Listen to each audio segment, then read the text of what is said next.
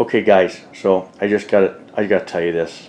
Before this video rolls, I got ready to make this video and look over, and this is my loyal cat Bullet. He's about a year old, and every time I come out to make a video, he comes out, he lays down, and he'll watch me. And as you see, he's gonna kind of close his eyes, but every few minutes he just kind of looks up at me. And a lot of times while I'm making the video, he'll walk over and he'll take his paw and he'll just put it up on my pant leg about 6 inches up, and he just holds his paw right there. He's amazing. And our dog and our other cat, our dog Titan and our other cat Ruger, they're in the house right now. They're in there goofing off. But this guy, when I come out, he follows me and I close the door and he just hangs out. So I just had to show you that. So are you guys ready to do some deburring and chamfering of our cases? All right, let's go. Okay guys and gals, now that we have our pro Second Amendment conservative cat following along, he's learning how to reload. Let's talk about deburring and chamfering the mouth of our cartridge case. But especially for the new reloaders, I want you to write two things down on a piece of paper. Are you ready? The first thing I want you to write down: maintain the integrity of your cartridge case. Write that down. Then I want you to write this down: maintain the integrity of your bullet. Now, once you write those down, I want you to take that piece of paper and I want you to tape it above the loader on your bench. And I want you to really think about what that means through this entire process. And then what I want you to do is, when you go out onto social media, you see videos where there's advice, you see different social media sites where people are giving advice. I want you to ask yourself, the advice that guy just gave me, did I maintain integrity in my case and my bullet? Just a minute, you're going to see what you can do really quick to take the life out of this case and get 2 firings out of it. 2 firings, okay? So, well, you could get more, but 2 firings without causing yourself a problem. All right? So, with that, let's talk about what deburring and chamfering is. And you know what I'm going to do? I'm going to do this. I've never done this on a video. I've never put this out there because with reloading, not everything is concrete. Everyone kind of, has their way in which they process their cases. But I'm going to show you when I would put a very minimal chamfer, and I'll show you when I would put a little bit more of a chamfer. And this, I think this will really help, okay? So, all right. What is deburring the case? Deburring the case is this. The slightest burr on a new case. Now, okay, these cases are already deburred and chamfered, all of these, because I made the video last week and I had it on the SD card, thought I saved it onto my computer and I cleared the SD card. But, okay, so you understand these are already done. So, even the most minimal burr on the mouth of a new case, when we seat our bullet, that burr or those burrs, they can begin shaving the jacket of the case. Are you with me? How do we relate this? All right. On your rifle, when you're running commercial ammunition, quality commercial ammunition, the X diameter of group that you're holding based off that quality ammunition and your skills and what your rifle is capable of, you then run your reloads through it and you're not getting as nice a groups. You're like, what's wrong? Well, what did I tell you to write down? maintain the integrity of your case, maintain the integrity of your bullet, I would really focus on your efforts in case prep and are you maintaining integrity on your bullet, because if you seat that with burrs, now what happened to the accuracy? Does that help you? All right. Now, when we fire the case, enough that it grows in length enough that we're outside of SAMI specs, we have to trim it. When we trim it, we're especially going to have a ton of burrs. When we get back from the range, we'll address all that, but we have to remove the burrs. Are you with me? Okay. To remove the burr, I'm going to talk about this tool in just a minute. To remove the burr, that's all. That's all. Got to ask ourselves, what are we doing? Removing the burrs. Okay. Chamfering. Why would we chamfer? All right. The idea is when we seat this bullet, we want smoothness. We want it like velvet. So on the mouth of this case, as an example, if I hadn't have already prepped it with the Debur and Chamfer, the edge would be more squared on the inside. Squared to where when you kind of go to seat that bullet, it's not going to be as smooth. But when we can chamfer it or bevel, think of a secondary edge. Instead of it being squared on the inside, it's a second edge. Think of a slight funnel, or do you see that boat tail? You see the boat tail on that bullet? We kind of want something like that in the opposite in the mouth of that case, so that when we begin initial seat, it's smooth.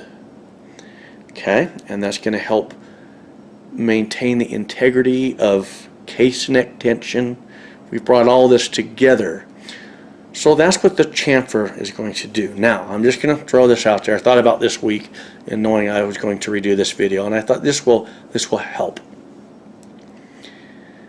For me personally, and just take what you want, leave what you don't. Some guys aren't going to agree, but here we go.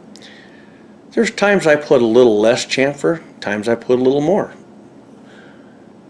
A time when I would put less is when I have a boat tail.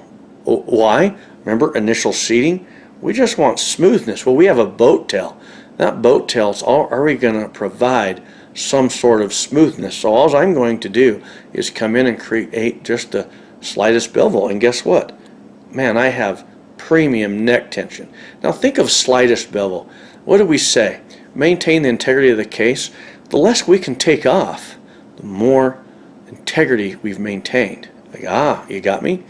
When would I want a more heavier chamfer?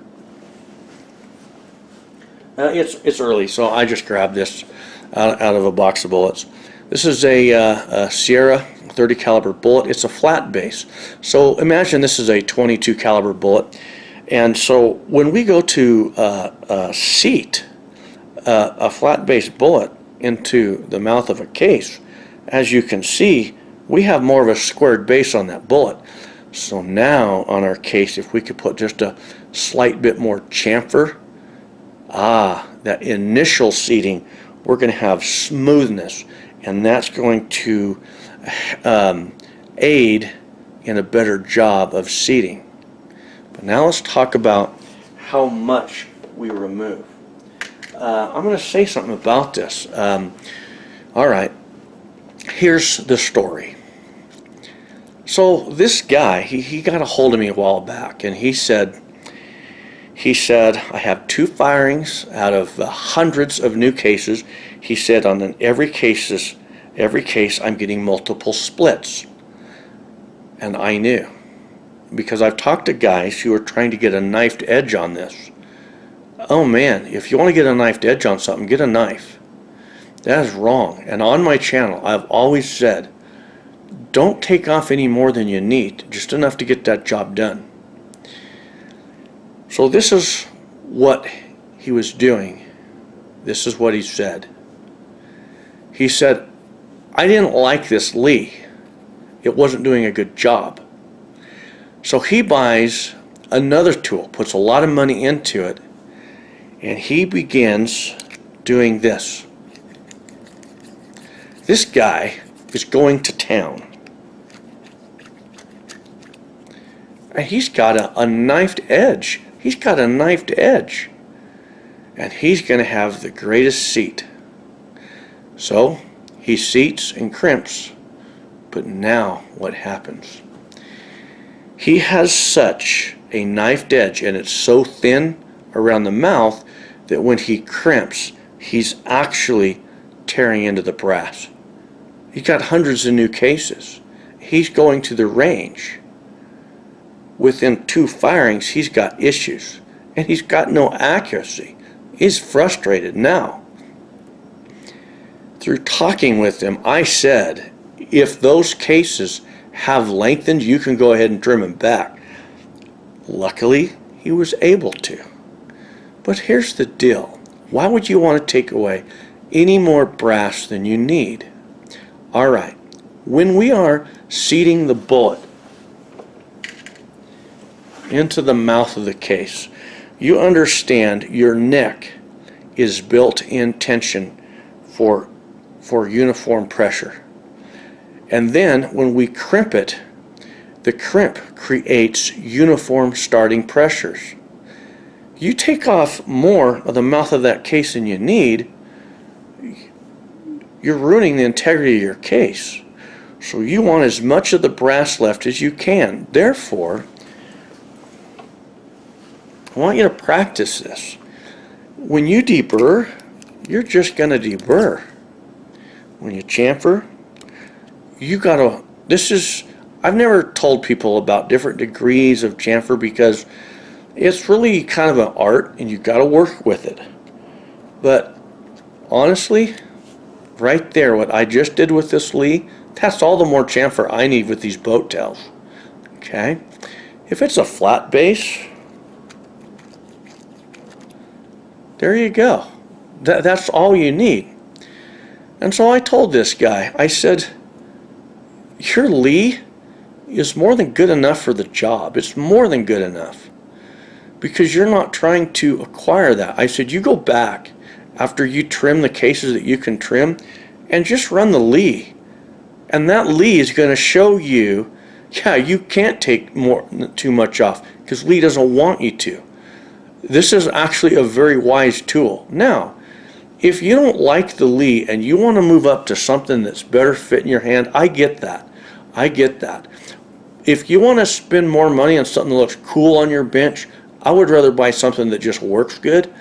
If the Lee works for you and it fits your hand, I would just run with it. If you got arthritis and you need a tool that will more hold it, I get that. But just remember this. Why don't you try the Lee a little bit and learn how to properly chamfer that case. Do a good job. The basics right here. And I'm telling you, this guy tells me where he learns this information and I go and he's got people bad-mouthing this tool and I realize if you want to badmouth it because it doesn't fit your hand, that's one thing. But if you badmouth this because you can't get a knifed edge off of this or an edge of that nature, you've missed the whole point, and you need to back up and write down, maintain case integrity and maintain bullet integrity. I'm just telling you, why would I have to make a video? I'm going on 13 minutes right now. Bang, 13 minutes into this video. Why would I say this? Because guys are killing their cases. They're just killing their cases. You don't need to. So now, you understand that you can work with varying degrees of chamfer. How do you know? I just take enough off that I can get a nice smooth seat and I call it good. And that's how I do it. And you know, when you're beginning reloading, you're not going to know how much to take off. Well, you know, just kind of like this. Count to 5. That's what I do. Just for a nice little tool like this, count to 5 and then try to make one dummy cartridge. If it's not going to If it's not going to seat in smoothly, give it a little more chamfer. But I think for the most part, you're going to find that you're going to have a real nice smooth seat, and that's what you want. Okay, so if there's anything that you can take from this video, this is what I want you to take from it. However you debur and chamfer from whatever tool you use, it doesn't matter to me what you use, but just know that when you're done, you've maintained the integrity in your case, and you'll maintain the integrity of the bullet upon seating, and that's what you want. It's all about precision performance, right? So there we go. So, all right, mine are done, and yours are going to be done, and yours are going to be done right. Hey, some guys aren't going to like the length of this video because of just this simple topic, but the bottom line is this: when you get to the range and you're putting your rounds on paper, aren't you glad that you had a video that went to a little bit of detail so you know you're not going to mess it up and you got the right information? So there we go. All right, guys. So my cat went to sleep. Guys and gals, that's the end of this video. God bless. We'll see you on the next.